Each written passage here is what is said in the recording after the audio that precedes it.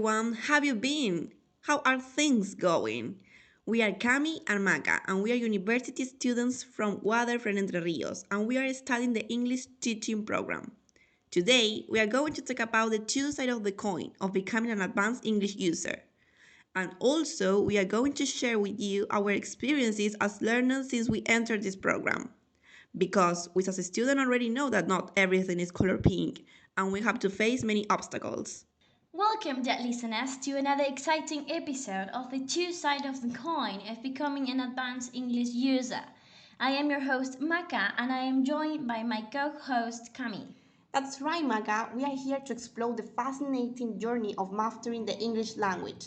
So, whether you are an aspiring English learner or someone who has already reached an advanced level, this postcard is for you. Absolutely. Today we want to kick things off by sharing our experiences with the English language and how it led us to create this podcast. But before we dive into that, let's pose a few questions to you, our wonderful public. That's a great idea, Maga.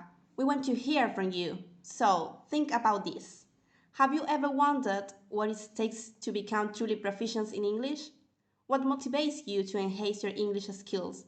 Or perhaps you have already achieved an advanced level and want to share your journey with us. We are all ears. Now, let's focus on the title of our episode, which means both sides of the coin. Well, most people think that it's just taking into account the bad and the good things of one topic or situation. But could you please, Cami, give us a more informative answer about it? Yes, sure. According to our research, both sides of the coin suggest that it is a complete understanding or perspective that requires examining not just one aspect but also its opposite or related component. In other words, it implies that there are two facets to becoming an advanced English user, and both should be taken into account to have a comprehensive view. Excellent. So we could say that this idiom makes reference to a more deeper and comprehensive approach to a particular stuff. Very interesting.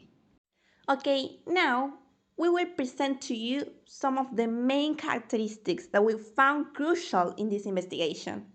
Let's start with the pros. First of all, the most important fact in learning English is that it is a language of the world. It is a language that is spoken by more than half of the world. In other words, we have to be aware that we are learning a lingua franca. Secondly, we found that English gives opportunity, which means that it opens doors. Of course, we are sure that you have heard this phrase before, but you have to think it bigger. English offers an advantage in the job market, making individuals more competitive and opening doors to a higher paying and global career options. Moreover, English facilitates global communication, fostering connections, friendships, and collaboration across cultures. It's a valuable tool for travel, exploration, and cultural enrichment. Third, English makes connections with people from around the world. Basically, it refers to the fact that by using English, you can communicate with anyone who speaks the same language. Fourthly, we notice that many authors and specialists say that English, like any language, can enhance memory in several ways. The act of learning a new language, including its vocabulary, grammar, and pronunciation, stimulates cognitive processes and memory retention.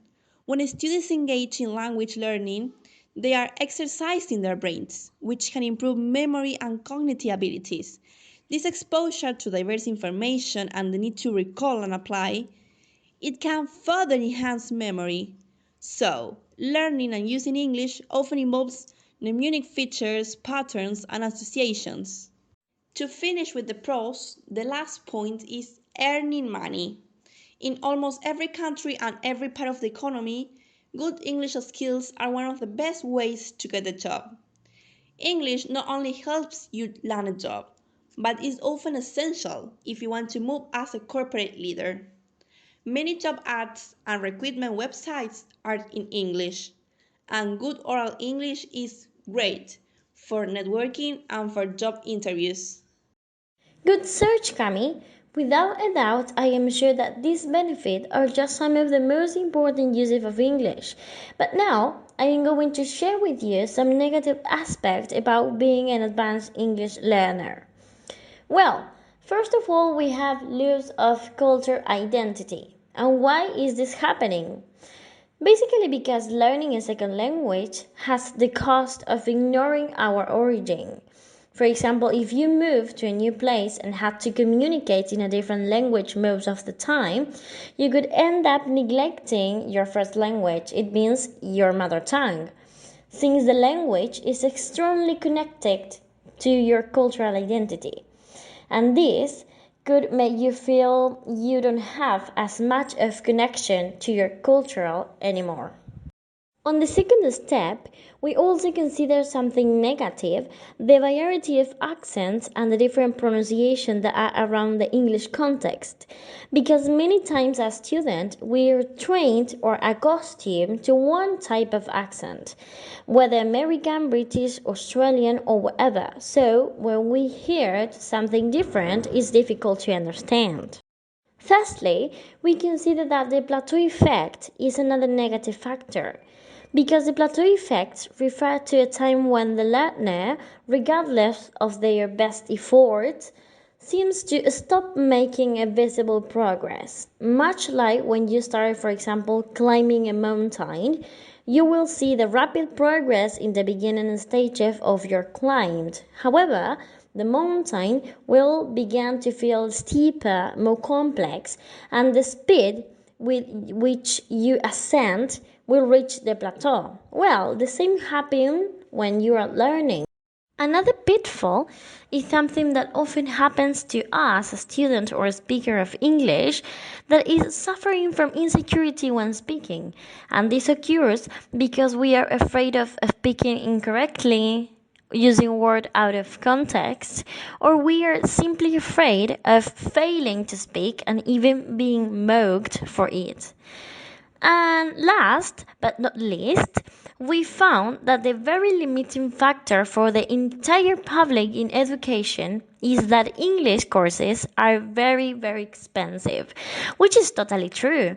And we know that because most of the courses that we see on TV, in social media, or academies are all paid, and their fees are generally very expensive. So, learning English is totally an investment, but when it's not accessible to everyone, it can become something negative. So now, in this part, we encourage you to do a personal introspection, to reflect on your own language learning journey. We want you to not just be informed, but to feel like an integral part of our educational community. So, let's dive into some rhetorical questions. Have you ever felt the exhilaration of conquering a challenging English grammar rule, making it your own? How do you balance the desire to achieve fluency with the time constraints and demands of daily life? When English proficiency opens up opportunity, do you ever worry about losing touch with your native language and culture? And finally, as you listen to our podcast, do you ever wonder what motivates you to continue your English language journey even when faced with hurdles? Now, in closing, I would like to achieve a balance between the challenges and reward of being an English student.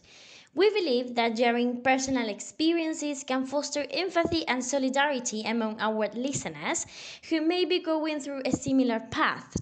So, we invite you to leave comments about an anecdote or a memory, we think it is good or bad, about your experience as an English student.